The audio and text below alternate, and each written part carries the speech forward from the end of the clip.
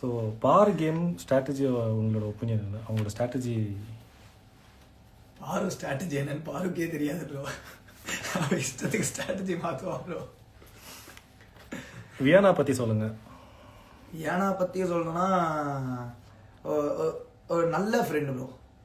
எங்கள் ரெண்டு பேருக்குமே வந்துட்டு ஸ்டார்டிங்கில் பார்த்தீங்கன்னா ஒரு மாதிரி சரியான எனிமீஸ் அப்படின்னு தான் வந்துட்டு நாங்கள் ரெண்டு பேருமே நீங்கள் ஸ்டார்டிங்கில் பார்த்தீங்கன்னாலே தெரிஞ்சிருக்கோம். ஃபர்ஸ்ட் ஒரு 1 2 3 ஆமாம் ஒரு 3 வீக்ஸ் வந்துட்டு சரியான எனிமீஸ்.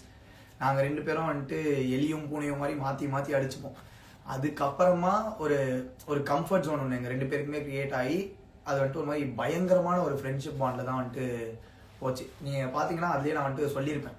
அது உள்ளுக்குள்ளேயே வந்துட்டு ஒரு மாதிரி நாங்கள் ரெண்டு பேர் தனியாக உட்காந்து பேசுறதெல்லாம் பார்த்து அவங்க வந்துட்டு ஒரு மாதிரி ஒரு ஒரு ஒரு ஆங்கிளில் போயிட்டாங்க. இவங்க ரெண்டு பேரும் லவ் பண்ணுறாங்க அப்படின்ற ஒரு ஆங்கிளில் போயிட்டாங்க. ஆனால் நாங்கள் ரெண்டு பேர் பேசுனது என்ன அப்படின்றது வந்துட்டு எங்களுக்கு தெரியும். ஸோ அப்படி பார்க்கும்போது நான் அப்போ அவகிட்ட சொன்னது என்னன்னா, நானே வந்து எனக்கு அதுக்கு முன்னாடியே உனக்கு முன்னாடி எனக்கு கல்யாணம் ஆயிடும்னு நினைக்கிறேன், நான் என் ஒய்ஃபோட வந்து உனக்கு மாப்பிள்ளை பார்க்குறேன் அப்படின்ற மாதிரி சொன்னதெல்லாம் வந்துட்டு ஒரு மாதிரி ஒரு பியூர் ஃப்ரெண்ட்ஷிப்பாக நாங்கள் வந்துட்டு ரொம்ப க்ளோஸான ஃப்ரெண்ட்ஷிப்பாக நாங்கள் வந்துட்டு பார்க்குறோம். She is very sweet. So நீங்கள் போனதில் பார்வைக்கு பயம் போயிடுச்சு, அது உண்மையா? யாருக்கு நான் உள்ளே இருக்கும்போது பயம் இருந்து தானே தெரியாது. நான் வந்ததுக்கப்புறம் அது போயிடுச்சான்னு கேட்டால் அதுவும் சத்தியமாக தெரியல. ஸோ யார் டைட்டில் வின் பண்ணுவாங்கன்னு நினைக்கிறீங்க? யார் வின் பண்ணுவான் அப்படின்னு கேட்டால் எனக்கு தெரிஞ்சு உள்ள ஒரு மாதிரி பேலன்ஸ்டாக இருக்கிறது. கோபம் வரும், கத்துவாங்க, எல்லாம் பண்ணுவாங்க. ஆனால் ஒரு மாதிரி பேலன்ஸ்டாக அதுக்கு ஈக்குவலாக வந்துட்டு சமாதானமாகவும் அடுத்த செகண்ட் ஆகிட்டு ஒரு மாதிரி ஜாலியாக.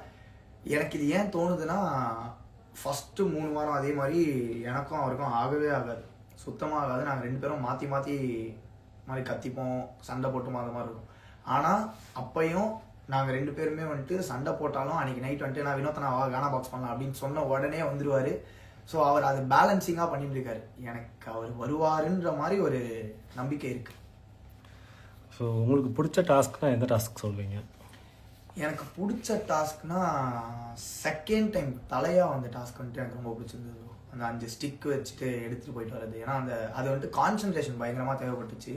அண்ட் அதுக்கு வந்து ஒரு ஒரு ஒரு அதுக்கு ஆக்சுவலாக ஒரு டிப்ளமேட்டிக்கான ஒரு மைண்டும் ஆக்சுவலாக தேவைப்பட்டுச்சு.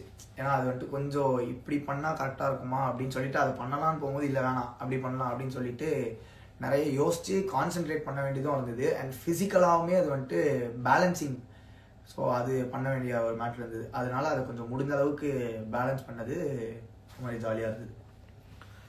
ஸோ இப்போ பிக் பாஸில் எதை மிஸ் பண்ணுறீங்க? இப்போ பிக் பாஸில் மிஸ் பண்ணுறதுன்னா, உள்ளே போகிறதுக்கு முன்னாடி சொல்லிட்டு போன மேட்ரு தான் ப்ரோ. இங்கே வந்துட்டு ஒரு நாளைக்கு ஒரு ஸ்டேஜ் கிடைக்குமா அப்படின்னு ஏங்கிட்டு இருந்த நாட்கள் வந்துட்டு நிறையவே இருக்குது. ரொம்ப நிறைய இருக்குது. ஆக்சுவலாக வருஷங்கள் வந்துட்டு ஏங்கியிருக்கேன் ஏதாச்சும் ஒரு ஸ்டேஜ் கிடைக்குமா அப்படின்னு. உள்ளே போகிறதுக்கு முன்னாடி நான் ஸ்டேஜில் சேதுனா கிட்ட சொல்லிட்டு போனது தான், ஒரு 4 ஸ்டேஜ் கிடைக்குமா, ஏதாச்சும் ஒரு ஸ்டேஜ் கிடைக்குமான்னு ஏங்கின இடத்துல 100 நாள் டெய்லி எனக்கு ஸ்டேஜ் கிடைக்கும் போது அங்கே வந்துட்டு 100 நாள் நான் முடிஞ்ச எல்லாத்தையும் பர்ஃபார்ம் பண்ண போகிறேன், ஆடியன்ஸை என்டர்டெயின் பண்ண போகிறேன் அப்படின்னு சொன்னேன். இப்போ 77 டேஸ்லேயே வந்துட்டேன். இன்னும் ஒரு 23 + 5 ஒரு 28 நாள் இருந்திருந்தா அதையுமே வந்துட்டு ஃபுல்ஃபில் பண்ணியிருக்கலாம் அப்படின்ற ஒரு சின்ன இது. அதனால அந்த ஒரு விஷயத்த பயங்கரமாக மிஸ் பண்ணுறேன்.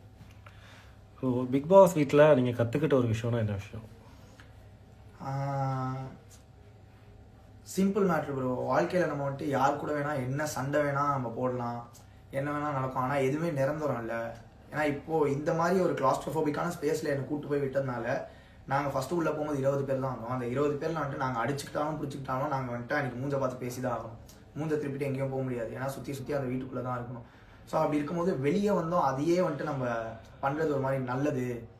யார் கூட சண்டை போட்டாலும் சண்டை சச்சரவு இருந்தாலும் நம்ம வந்துட்டு மனுஷனை வந்துட்டு மனுஷனாக பார்க்கணும். சக மனிதனை மனிதனாக மதிப்பதே மனித மாண்பு அப்படின்றதுனால நம்ம வந்துட்டு சண்டை அது இதுன்னு போகாமல் நம்ம வந்துட்டு எதுவாக இருந்தாலும் பேசணும், சண்டை போடணும், நாளைக்கு வந்துட்டு நம்ம சேர்ந்துடணும் அப்படின்ற மாதிரி ஒன்று கற்றுக்கிட்டேன். அந்த வீக் நீங்கள் எலிமினேட் ஆகலைன்னா அவர் யாராக இருப்பா? எனக்கு அதை நான் ஃபர்ஸ்ட் ஆஃப் ஆல் நான் எக்ஸ்பெக்டே பண்ணலை எலிமினேஷன். நான் அப்படி ஆயிருந்தால் நான் என் கூட அப்போ உட்காந்தது வந்துட்டு அரோரா இருந்தா, சுபிக்ஷா இருந்தா, ஆதிரை இருந்தா, நான் அதுக்கப்புறமா சாண்ட்ராக்கா இருந்தாங்கன்னு நினைக்கிறேன். ஆமாம், அதில் வந்து எனக்கு சாண்ட்ராக்கா மேலே ஒரு டவுட் இருந்தது. ஏன்னா அவங்க வந்து ஒரு கேம் ப்ளே பண்ணிட்டு இருக்காங்க, சூப்பரான கேமு. பட் ஆடியன்ஸ்க்கு அது பிடிக்குமா பிடிக்காதா அப்படின்றது எங்கள் எல்லாருக்குமே உள்ள டவுட் இருந்தது. நாங்கள் பண்ணுறதே பிடிக்குமா இல்லையான்ற டவுட் இருந்தது. சாண்ட்ராக்கா பார்க்கும்போது ரொம்ப டல்லாக லோவாக இருந்ததுனால அவங்க போயிருப்பாங்கன்னு ஒரு எக்ஸ்பெக்ட் பண்ணேன். அப்படி இல்லைன்னா அரோரா போயிருப்பா அப்படின்னு எக்ஸ்பெக்ட் பண்ணேன். ஸோ நீங்கள் ஒரு விஷயத்துக்காக பிக் பாஸ்குள்ளே போனீங்க, அது நிறைவேறிச்சா? ப்ரோ, நான் வரதுக்கு முன்னாடி கடைசியாக நான் ஃபைனல் ஸ்பீச்லேயே வந்துட்டு வெளியே வரதுக்கு முன்னாடி ஹவுஸ்மேட்ஸ் கிட்ட கொடுத்த ஸ்பீச்லேயே வந்துட்டு நான் சொல்லிட்டு வந்தது தான். நான் உள்ளே வந்த பர்பஸ்ன்றது வந்துட்டு what is hip hop. Hip hop is to make a revolution. So புரட்சி ஏற்படுறதுக்கு தான் ஹிப்ஹாப் அப்படின்ற ஒரு கலையை வந்துட்டு உருவாச்சு. அந்த புரட்சி பண்ணணும், அந்த ஹிப்ஹாப்ன்ற ஒரு கலையை வளர்க்கணும், அது என்ன அப்படின்றத சொல்லணும் மக்களுக்கு, அந்த ஒரு ஆர்ட்ன்ற அந்த ஆர்ட் ஃபார்மை காமிக்கணும் அப்படின்னு போனேன். நான் போனதில் வந்துட்டு நான் சொல்லியிருந்த எல்லாத்தையும் சொல்லி முடிச்சுட்டு அதுக்கப்புறமா சுபிக்ஷாக்கு அந்த ஆர்ட்டை அப்படியே வந்துட்டு ட்ரான்ஸ்ஃபர் பண்ணி விட்டு, எனக்கு அப்புறமா சுபிக்ஷா வந்துட்டு அவளோட சமுதாயத்தை பற்றி நிறைய பாடல்கள் பண்ண ஆரம்பிச்சிட்டா. ஏலேன்னு ஒரு பாட்டு பண்ணியிருந்தா, அதுக்கப்புறமா அந்த மாதிரி ஒரு 3-4 பாட்டு பண்ணியிருந்தா. ஸோ அவள் அதை பண்ணும்போது நான் போன பர்பஸ் ஓரளவுக்கு ஃபுல்ஃபில் ஆயிடுச்சு அப்படின்னு நான் நினைக்கிறேன். ஸோ பிக் பாஸ் வீட்டில் மறக்க முடியாத ஒரு மெமரினா என்ன மெமரி? மறக்க முடியாத மெமரி அப்படின்னு பார்த்தா எனக்கு என்னவோ நான் வெளியே வந்த வீக்கு அந்த எலிமினேஷன் ஆன மேட்ரு எனக்கு என்னவோ மறக்க முடியாது அப்படின்ற மாதிரி தோணுது. ஏன்னா யாருக்குமே கண் கலங்காது, பாருவல் தான். ஸோ மறக்க வேண்டிய விஷயம் அது மாதிரி தான். ஸோ இங்கே நிறைய ஒரே செம்ம க்யூட்டாக இருக்கீங்க, ஒரே ஆர்டின் ஃபயராக பறந்துட்டுருக்கு. ஸோ மக்கள் மற்றும் ஃபேன்ஸுக்கு என்ன சொல்ல விரும்புகிறீங்க? ஃபேன்ஸு மக்கள் அப்படின்னு பார்த்தீங்கன்னா not just my fans, they my family. So fans are my family, என் குடும்பம். ஸோ என்னை வாழ வைத்து கொண்டிருக்கும், எனக்கு சப்போர்ட்ஸ் பண்ண என் குடும்பம் எல்லாருக்குமே வந்துட்டு சொல்கிறது ஒன்று தான். My purpose of life is to just entertain audience. எல்லாரையும் மகிழ்விக்கணும் அப்படின்றது தான் ஒரு கலைஞனோட முழு நேர வேலையே வந்துட்டு அதுதான். ஸோ நான் உங்களுக்கு ஒன்று சொல்லணும்னா அதுலேருந்து நீங்கள் எடுத்துக்கிறதுக்கு சொல்கிற அளவுக்கு நான் பெரிய ஆளாக நான் வளர்ந்துட்டேன்னா, வயசுலேயும் சரி கலையிலையும் சரி நான் வளர்ந்தேனான்னு கேட்டால் இல்லை. அதனால நான் சொல்ல வர்றது என்னென்னா, முடிஞ்ச அளவுக்கு என்டர்டெயின் பண்ணுவேன்.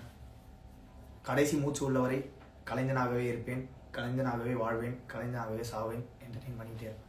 ஸோ எஃப்ஜே வெளியில் வந்ததுக்கப்புறம் அவரோட ஃபஸ்ட்டு இன்டர்வியூ கொடுத்து முடிச்சிட்டாரு. ஸோ இந்த இன்டர்வியூவில் அவர் ரொம்ப கிளியராகவே சொல்லியிருந்தாரு, ஃப்ரீ ஸ்டார்ஸ் வரைக்கும் நான் இருப்பேன்னு சொல்லிட்டு வீக்லியும் ஃப்ரெண்ட்ஸும் எதிர்பார்த்தாங்க அப்படின்னு சொல்லிட்டு. ஸோ அப்படி இருக்கிறப்ப வெளியில் வந்தது அவங்களுக்கு டிசப்பாயின்மெண்ட்டாக இருக்குது, எனக்கு டிசப்பாயின்மெண்ட்டாக இருக்குது அப்படின்ட்டு. அண்ட் டைட்டில் வின்னராக வினோத் தான் வருவாருன்னு சொல்லியிருந்தாரு. அண்ட் அதே மாதிரியே பார்த்தீங்கன்னா யார் எலிமினேட் ஆயிருப்பாரா, அரோரா இல்லைனா சாண்ட்ரா, அவங்க 2 பேருமே எலிமினேட் ஆயிருப்பதா சொல்லியிருப்பாங்க. அண்ட் பாருவோட கேம் பற்றி அவங்களுக்கே தெரியாதுன்றதையும் வெளிப்படையாக சொல்லியிருந்தாரு. ஸோ அடுத்து எஃப்ஜே எப்போ பார்க்க முடியும்னா ஃபினாலே வீக்கில் தான் பார்க்க முடியும். ஸோ அப்போ எல்லா பேருமே வருவாங்க.